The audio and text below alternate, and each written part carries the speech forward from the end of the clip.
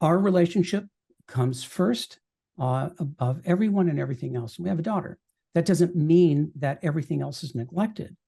That means that we have to make sure we're okay. Otherwise, everything we serve, everybody that we're responsible for, will suffer.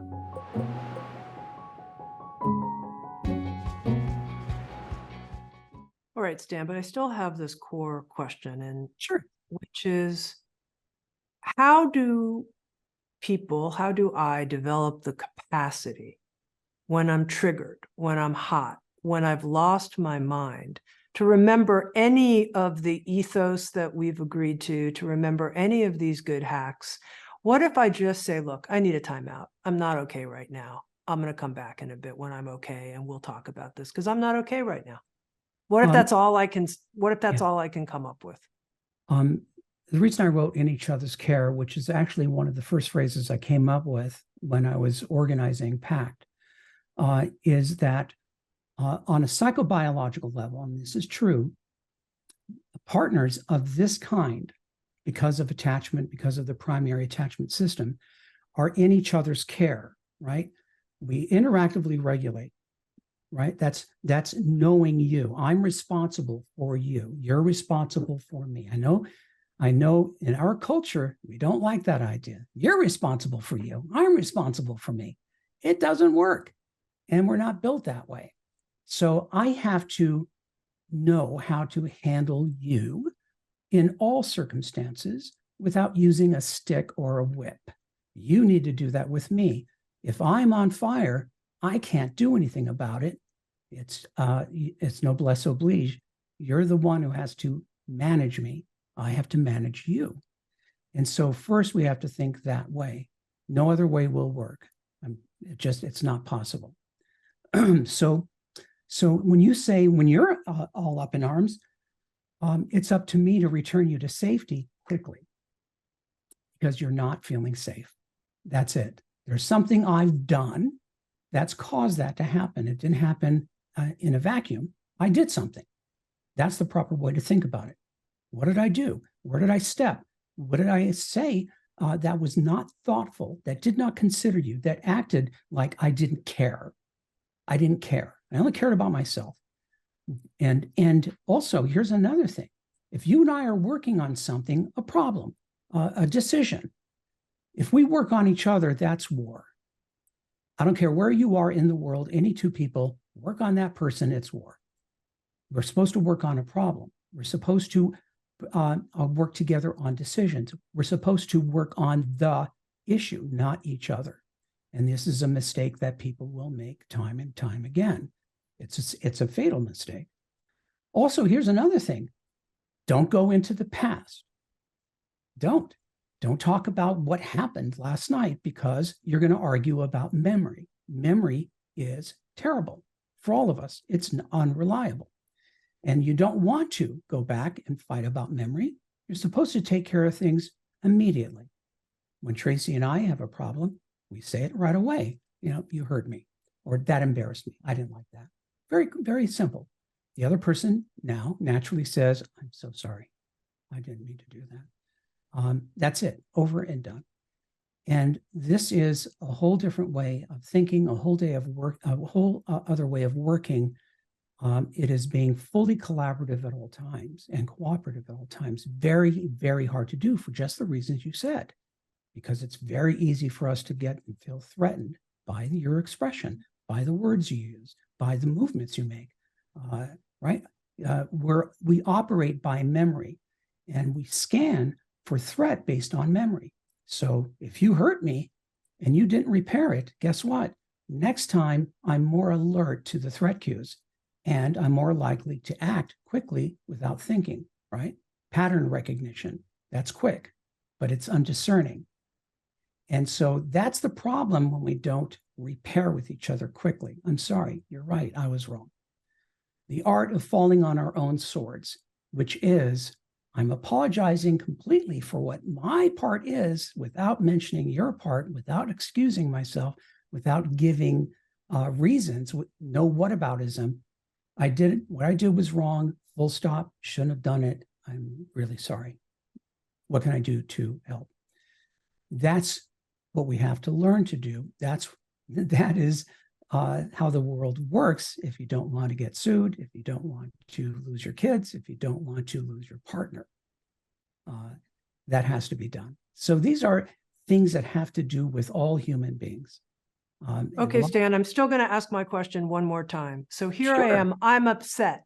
My biology's all triggered. I'm, okay. My partner's not reaching over and reassuring me in that moment. They're not doing that for whatever reason. I could say, why don't you reach over and reassure me? That probably wouldn't go over very well. So what do I do in that moment? Because I don't have my capacities on tap. You're screwed. You're both screwed because you didn't plan for this. You have no guardrails. You have no understanding of what you both can and cannot do with permission to enforce these agreements. So here's an example. A partner is aggressive and charges when they're angry toward their other partner, charges towards them, very threatening. And so they make an agreement in front of me. They say, this person, it's a man, he says, I give you permission. Absolutely, because I don't know what I'm doing sometimes when I'm beside myself, right? I'm seeing red. Those all have biological meanings, by the way. And so if you say stop, I pledge here and now, I will stop without pushback, without explanation, without anything, okay? This person did not do that. She said, stop, and he continued. And I asked him, why did you do that? I couldn't control myself. And the only thing I could say to him is, if that's true, you're not fit for a relationship.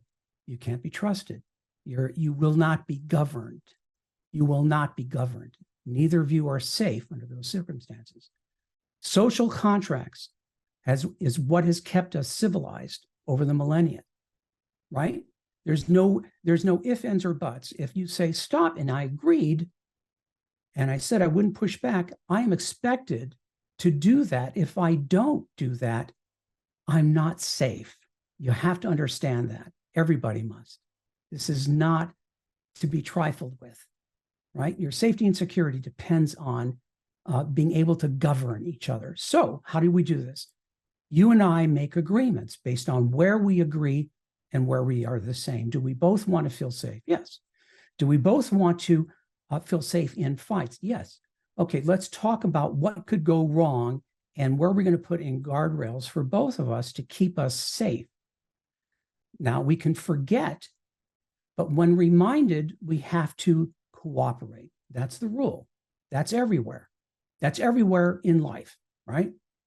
You have to cooperate when reminded because that's what you pledged. That does a lot.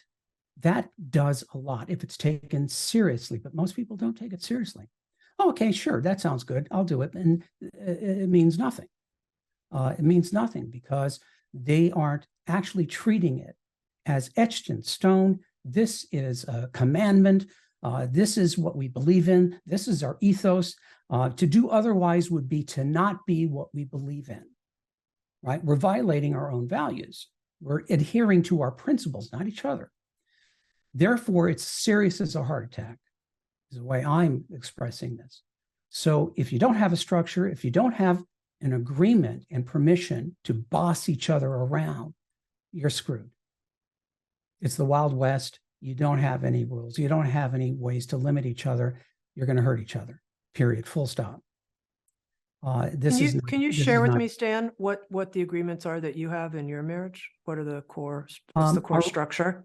Our relationship comes first above everyone and everything else. We have a daughter. That doesn't mean that everything else is neglected.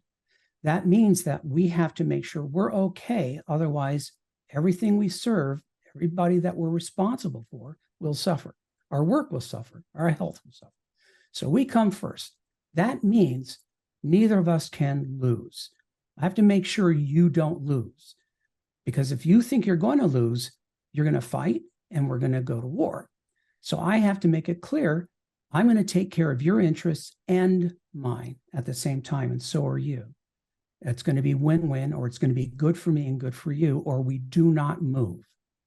Because otherwise we're creating a problem for ourselves downstream. So we move together, or we don't move. We have each other's backs at all times. We protect each other in public and private. And by the way, if I feel unprotected, I win. Doesn't matter whether you think you protected me. It's the other person feeling unprotected that wins. It's my responsibility to fix that, not to disagree with it, and not to claim that you're wrong. That won't work, right? We have another one. We can go to bed angry, but we have to at least touch toes, right? Works. It works. We do loving. We have one we do loving, romantic, admiring, appreciative things for each other throughout each day, exactly the way the other person wants it. Now, the question is, do we do that when we're mad at each other? The answer, if it's purpose-centered, has to be yes. Do we do it when we hate each other? Yes. Do we do it when we're about to break up? Yes. In all cases, we've decided it must be done. So it's not about feeling. It's about doing what we decided is the best thing we could do, even though it will be the hardest to do. That's a good life. And that's a grown-up, right? So what else do we have? We handle all third things. You, anybody else, any third thing together. We never do it cloaked. We never do it behind the other person's back. We have also another principle, full transparency. We tell each other everything. Why? Because we can, and because we want to avoid discovery, which will tank the relationship, right? So, and if we're in charge of everyone and everything, why wouldn't the left hand know the same thing as the right hand? That would be dumb, right? It's no way to run a business, no way to run a company, no way to run a family, no way to be partners, right? So we're going to be each other's confidants. Why not? I picked you. You picked me. You're my person. Why wouldn't I tell you about myself? Why would I outsource it and go to a therapist and pay a lot of money, right? So these are things to be thought about and dreamed about in partnership. People don't have to do what we're doing, but you have to create something based on what you believe is of high value, that is the right thing to do, the best thing to do, the good thing to do. So say you both. That's it. We have other ones too. If we fight, we have to repair within 30 minutes. So my daughter has this too. It doesn't mean we're going to litigate. Doesn't mean we're going to find out why. We're just going to fix it by apologizing for what we did, right? And if we can't apologize for what we did, I may say to you, I hate your guts right now, but we're okay. The we're okay is the minimum but sufficient thing that we have to hear in order to avoid an existential crisis inside. Because there is a thing with primary attachment systems. If there's a breach, we wonder if the relationship will exist. And so saying we're okay allows us to sleep at night, allows us to be resourced during the day. It's an important thing to say, if not to just show with touch. That's all, minimal. Discover on-demand videos and docuseries, explore a full schedule of daily life classes, and become part of an incredible community. At Sounds True One, we invite you inward to find your way your way.